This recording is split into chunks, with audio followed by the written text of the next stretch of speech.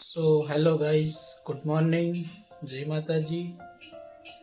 તો સવારમાં આપણે તો બ્રશ કરી દીધું છે.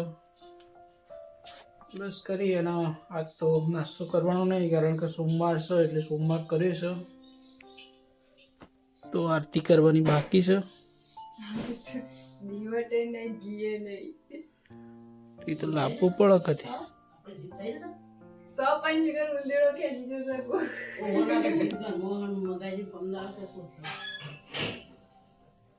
ઘરમાં ઉંદેડાનો એ ત્રાસ છે.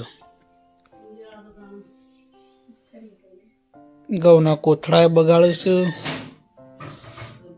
બધું બગાડે છે. તો હેડો દાણ, આપણે તો ગાયને પૂડા નાખવાના છે. તો જો તો પૂડા તો નેચે તો નહીં, તો ધાબા ઉપરથી ઉતારવાના છે. ઉતારી કાપવાના છે. કાપીને પછી નાખી અને પછી નાસ્તામાં તો કદાચ ફરાળી કે કોફી પી લઈશું. ચલો ઉતારીએ પૂડા. તો ધાબા ઉપર હું આવી ગયો છું. જુઓ વાતાવરણ, વરસાદમાં તો શું, આજ વરસાદ આવ્યો નહીં, હજુ પણ અંધારેલું તો છે જ. આપણે પૂડા ના બગડે એના માટે પડદો મારેલો છે. ચલો ખોલી દઈએ. જો હોય તો એક જ પૂળો પડે છે. ઉપરથી પૂળા નાખી ઉપરથી નાખવા પડશે. ત્રણ પૂળા પાડી દીધા છે. એક એક પૂળો આપણે નેચા નાખી દઈએ.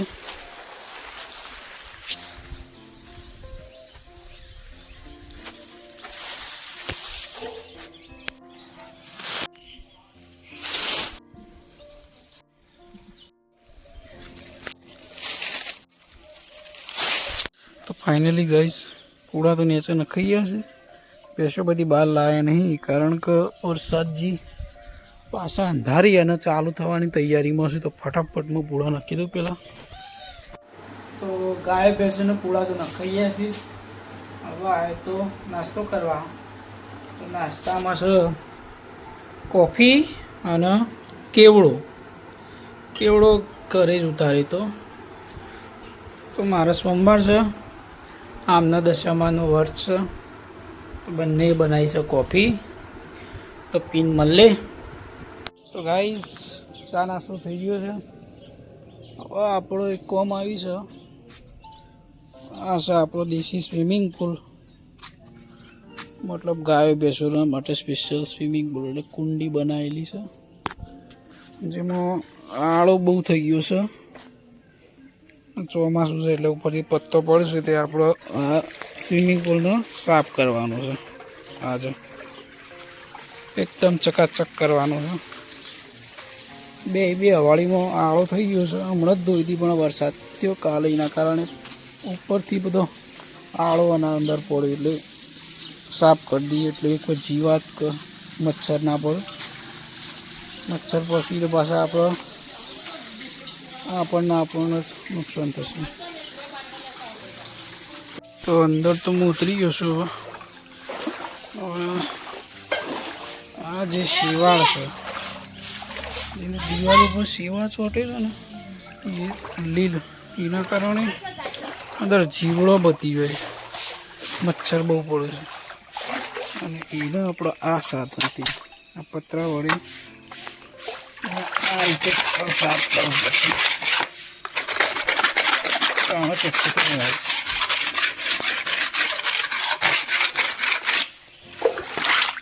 હું અને હર્ષદ 2 જણા કુંડી સાફ કરીએ. તો આ બે બુનો તો કપડાં ધોવું છે, અને બે ભાઈ આ કુંડી સાફ કરીએ. આગળથી આળો કાઢી નાખીએ, નાખી એકમાં ભરાય છે ને પત્તો, એટલે લેવાઈ જાય અંદર. પહેલાં તો ગાઈ જો હું માછલીઓ નાખેલી તેમ બી, પણ માછલીઓ વાર બહાર કાઢવી ને એ થોડું તકલીફ વાળું કામ હતું. બાકી માછલીઓ હોય ને તો અંદર એલું જે નાની નાની જીવાત છે ને, એને ખાઈ જાય, જેથી પોણી એકદમ ચોખ્ખું રહે.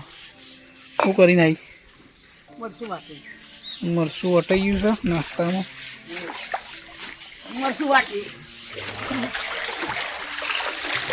વાટી છે પેલા સાલ લેવા બધા જોશું આવીને પછી ખાસી ચલો અમે ધોઈ નાખીએ તાણ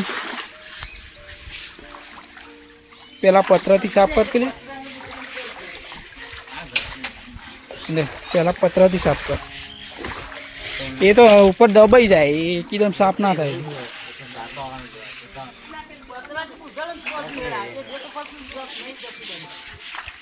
પતરું તું એકદમ મારે ને તો આરે ઉપરનું ખૂટી જાય પછી એ બુલાસ માર દે હા સોમાં આવશે એટલે તો આવું જ થવાનું પણ ચોખ્ખું તો કરવું જ પડશે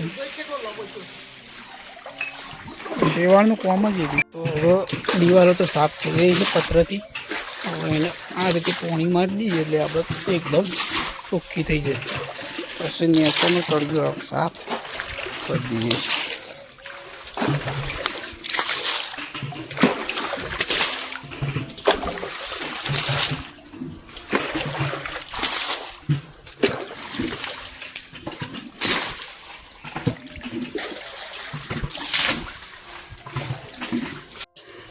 એક કુંડી તો આપણો સાફ થઈ ગઈ છે વરસાદ ચાલુ થઈ ગયો છે હવે આ બાકી રહી તો જો વરસાદ આવશે તો આ ધોવાશે નહીં આવે તો આને સાફ કરવી પડશે બાકી આ તો એકદમ ક્લીન થઈ જશે એ તો સાફ થઈ જાય છે હવે આ કુંડીમાં આટલો આળો છે અને આ રીતે આપણે જે રીતે પેલી સાફ કરીએ એ રીતે પતરાથી સાફ કરી દઈએ વરસાદ 4 લઈને આવી ગયો છે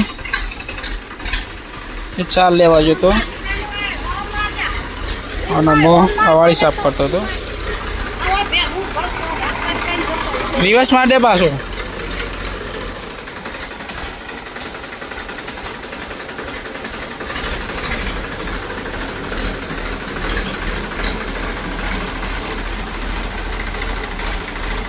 બસ ફાઇનલી બે કુંડીઓ ધોવાઈ જઈશું પોણીએ કાઢી દીધું છે આપણે તો ગાઈસ આ છે અમારા મેમ્બર ઘરમાં 15 થી 16 જણો રહીશે અને બધાને હેન્ડલિંગનું કામ આરા કરીશ કોઈ વોકું સૂંકું હેડતું હોય ને તો ખાલી એક કાકોટો કરે ને તો સીધી રીતે હેડવા માંડે એટલો પાવર છે તમારા ઘરમાં એવું કોણ છે કોમેન્ટ કરજો તો બપોરના વાગ્યા છે 11 આ બાદ થાય છે શાક भिंडी की सब्जी बढ़िया આ બાજુ થાય છે રોટલી દેશી ચૂલે की રોટલી આ મેડમ ને હજી નાસ્તો કરવાનો છે તો નાસ્તો કરીશું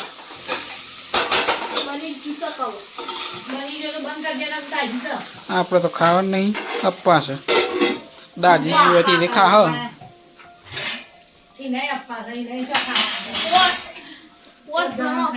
તો 5 જણો ઉપવાસ વાળો છે બાકીનો ખાસી દાજીલું શાકતા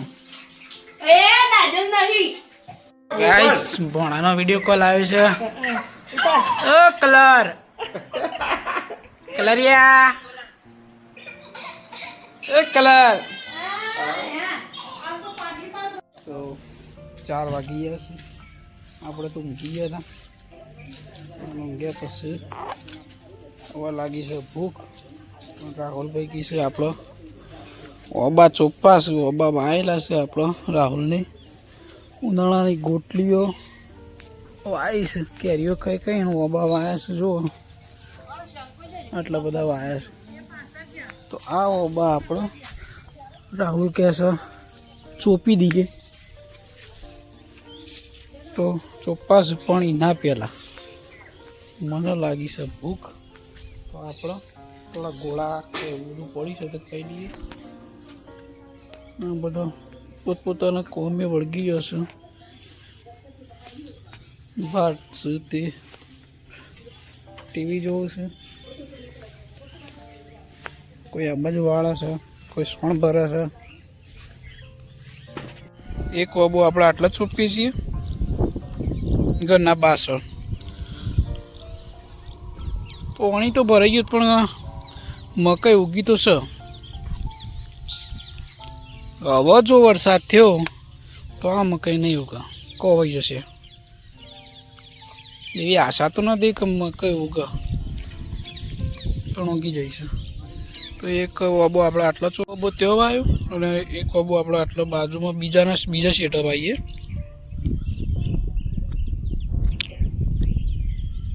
આ લોબા વાવશું ને તમે તો નહીં કહો પણ તમારી પેઢી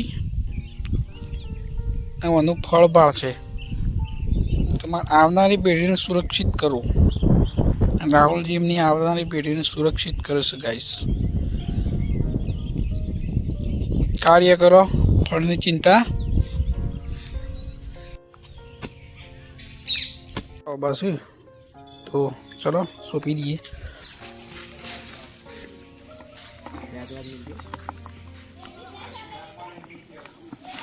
લેટ એટલા તું હાથમાં લઈ લે, આટલામાં લઈ લો તો એટલા હાથમાં લઈ લે. તો ખેતરમાં તો આવી ગયા છીએ હું, રાહુલ અને રોકી ઓબા ચોપવા માટે.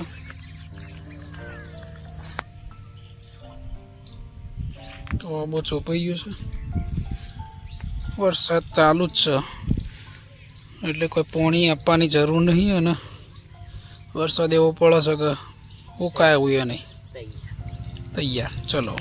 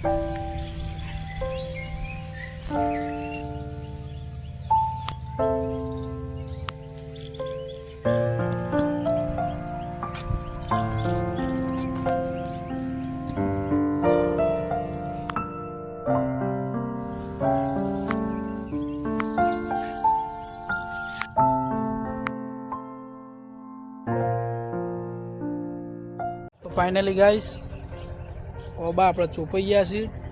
તમે પણ વૃક્ષો વાવો, પર્યાવરણનું જતન કરો. તો સ્વાદનો ટાઈમ થઈ ગયો છે. સોયાબીનનું શાક બનાવ્યું છે, રોટલી બનાવી છે ગેસ ઉપર, અને વળી ગેસવાળી ગમતી નહીં.